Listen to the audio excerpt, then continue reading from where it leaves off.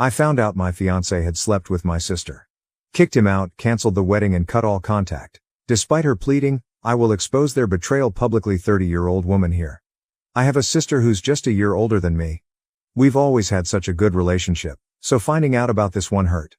She might as well have just stabbed me in my heart. On top of that, I've been with my fiancé since high school, and we've always been with each other through thick and thin. We were going to get married in a few months. I have no idea why on earth they did this to me. What's even worse was that our mom knew, and out of fear of getting involved, my sister apparently begged her not to say a word. She didn't tell me anything. Thankfully, my dad wasn't having it, and he spilled the beans to me. I've never been so angry in my life. Not only did I kick my fiancé out and throw out his stuff, some of it in the trash, but I decided to hurt my sister in another way. Why not do the same for my fiancé? Simple, she's my sister. We've always had a good relationship until she decided to ruin it months before my big day, which I allowed her to be a bridesmaid in. You don't do that to anyone, let alone your sister. Your blood. My sister's big on gardening, so when she lost her dog, she made a garden for him. I knocked on her door, she didn't know that I knew, and of course I played nice. I moved on to what she did with my fiancé, and I slightly damaged her garden. I honestly just crushed a couple of flowers. Am I sorry? No, her excuse sent me over the edge. It just happened, isn't a reason. Sleeping with my fiancé just happened like that, I guess. I told her I didn't want her speaking to me anymore and that I also didn't want our mom to speak to me. My fiancé won't say a word since I threatened to call the police if he ever went near me again. Yeah, I made my sister cry and scream at me, but I genuinely feel like I should be the one crying. She knew how important getting married was to me, and now I can't experience that. Pair that with the fact that I had to hear this from my dad, not my bum excuse of a sister or fiancé. Hell, even my own mother didn't say a word to me. It's like she lets my sister run her. Fuck you, Tia. Fuck you, Logan. If they ever see this, I'd be absolutely delighted. Edit 1. Since many people keep bringing this up, I'm upset that I lost the relationship I've always put 100% into. I was excited to get married, of course, but then this news came out. It really hurt me. I didn't want to believe it at first. I almost thought my dad was pulling my leg. Later, it turned out to be true. I swear I have trust issues now. Edit 2. Thanks again for all the suggestions, y'all. It's helping me feel more confident in exposing them. I'm just a bundle of nerves right now because I know shit's gonna hit the fan again. When I do so, I'll try my best to come with an update. I mean, it's the least y'all deserve, haha. Last edit. When I say I decided to hurt her, it's because I kinda ruined something so meaningful to her. I feel like for most people, besides on here, that would be a bit far. That's just how I feel though. I understand it's not what you guys wanted, lol. Clearly, it worked a bit though since she thought I was so damn psychotic for that. Like I said, I don't feel sorry about hurting her that way. Update 1. Hey everyone, seems like my other post has been deleted. Thanks again for the comments and support. I found out quite a bit. To start off, I did expose her and my ex on my story. I unblocked them both to tag them. Shout out to one of the commenters who wrote down what I should say. I saved it and wrote it but added some other words of my own. My ex actually blocked me after he saw my story. I sent my Reddit post to my sister after. At the time, she didn't see, but I got a call from my ex's mom. She was furious about everything, but she asked me how I was holding up and if I've heard the news. My heart sank a little because I honestly couldn't bear to hear any more bad news. I asked her what she was talking about. She said, "So you haven't?" I said no and asked her to tell me. My sister's pregnant. Apparently, Logan told her in an attempt to make her chill out on my sister. I didn't want to hear any more, so I told her I needed to hang up the phone. Thankfully, she accepted because I literally burst into tears 2 seconds later. After 5 minutes of crying, my sister responded to my story and text with the Reddit post link. She was texting me in all caps begging me to take it down. If I wasn't so upset, I would have laughed a little, but I just sat there watching her blow up my phone. I got even angrier when she said, "I'm coming over, and I'm telling mom that you're spreading my business online." Alright, you big baby. Still never responded though. I felt frozen. 30 minutes later, she's trying to break my door down, so I opened it in a fit of rage, and I started screaming all kinds of shit at her. She kept screaming at me to take it down, and I told her that's gonna stay up for as long as I want it to. She kept telling me she didn't deserve online hate, and she even tried telling me that she's always been there for me through everything and that she would have forgiven me if it was the other way around. That's when I punched her. A small part of me felt guilty. I'm not the fighting type, and that was probably evident in my last post, haha, but she retaliated by saying, "It's not my fault Logan was tired of you." And that's when I told her that I hope she ends up like her dog and that she deserves every bit of hate she's getting for ruining my relationship. I even apologized for not ruining her entire garden and her stupid face at first. I know I'm wrong for saying this, but the entire time, she was playing the victim. She called me evil and told me to rot in hell. Kept saying I was punishing her over a mistake. I said, "You have no idea what you've put me through, and I know you would have done the same thing if you were the victim." She kept crying and insulting me because all she's ever done was support me through everything, and I had the nerve to punch her in the face and allow strangers to bash her on the internet. I told her she deserved it, and I don't want her talking to me ever again, and if she comes near me, I'm calling the police. She kept saying I was being extremely unfair and that she said she was sorry in her texts, but I wasn't having it. I told her to tell Mom I'm not talking to her again either. She asked me if I was really going to cut her off like that, and I just wished her good luck with her unwanted child and told her to go home. That was the last time she walked off my porch. Anyway, I had to clean up my favorite vase, but it doesn't even matter. At least they're out of my life. However, it's weird how sad I feel now. It's for my own good, but damn, I'll never experience the bond we had again. On the bright side, it seems like I've dodged 2 bullets. Thanks again though, everyone. Maybe I do need therapy. The original post is now on my profile for those who want to see it. Also, fuck them both once again. Last edit to say that my dad called not too long ago asking me to take every post down because according to my mother, my bitch sister is bawling her eyes out over mean people on the internet. As if I'm taking anything down. My dad's pissed about her pregnancy, but my mom continues to defend her by saying we need to chill out on her a little bit. This is why I'm not talking to her. Thanks again though, everyone. I'm exhausted, and I need to worry about other things. Update 2. I've officially decided to go LC with my dad today. Surprisingly, he wasn't that upset about it. However, he's still on the team take down the posts, and that's why I made my decision. My mom wants nothing to do with me because, if I wasn't going to respect the family, there's no point in trying to get to you. Wow, it's almost like that's what I wanted. My cousin and my ex's sister have been supporting me. Apparently, my sister has had meltdown after meltdown because more people are slowly finding out about the affair, not only in person but on the internet. She actually got into it with my cousin online, and according to my cousin, my sister keeps asking her to tell me to take down the posts because she's sorry, and she felt pressured into doing what she did. Last I even heard about my ex was from his sister. She told me that they did speak, and although he's not ready for a child, he doesn't feel comfortable leaving my pregnant sister on her own. He also wants me to stop what I'm doing, but oh well, they're made for each other. Anyway, I've surprisingly been feeling a bit better thanks to my cousin and my new sister, as I like to call my ex's sister now, haha. I've actually gotten some good sleep. Still considering therapy too. A very tiny part of me feels pretty bad for exposing my sister and ex, and I'll always miss the relationship I've had with them, even despite my last encounter with my sister, but they've hurt me, and it's what they deserve. If they're not taking it well, that's their problem. Thanks everyone once again. Story 2. My husband may have cheated on me with my dead best friend and had an affair, baby. Throw away for safety. I don't even know where to start.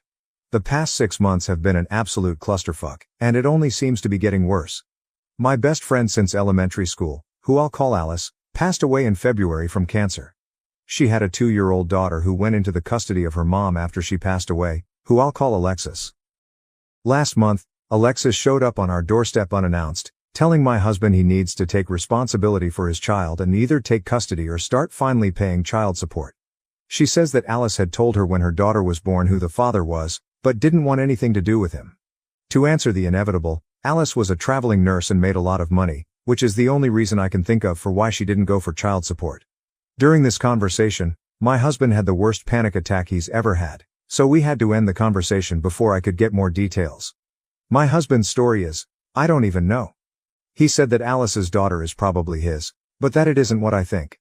Almost 3 years ago, we threw a large housewarming party as we'd just moved into our dream home after I finally finished residency and was set to make real money for once. Alice was in town and set to be at the party, but I was called into work before she got there.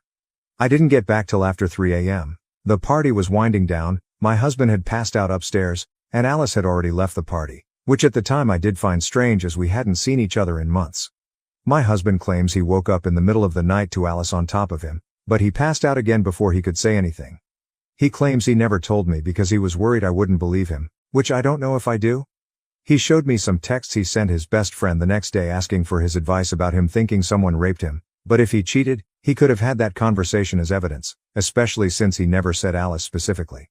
Ever since the party, he has been very distant with Alice, and after she had her daughter, he would even find excuses not to be around the house when she would visit at all.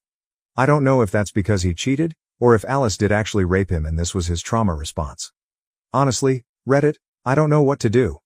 I've known Alice since we were children, and she had never come across as that kind of person. But I've also known my husband for over a decade, and he's not once ever given the inclination of a cheater. He's an attractive guy, and I've seen the looks he gets at the gym, and he's never even given more than a glance. What the hell should I do? How do I figure out what the truth is here when Alice isn't even around to defend herself? She never even implied she liked my husband, let alone wanted to sleep with him.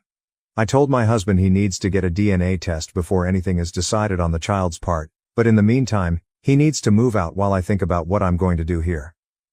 TLDR. Husband maybe has an affair baby. He claims he was raped by my dead best friend. Edit. After talking with you, I've come to the realization that my husband is being truthful. My best friend raped him. Several people pointed out that with Alice not liking my husband, if it was an affair, she would have told me when she was dying, if only to separate us.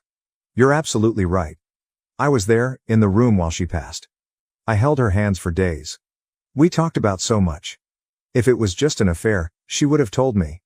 But if she raped my husband, she wouldn't have said a word. That's the type of thing horrible people take to the grave.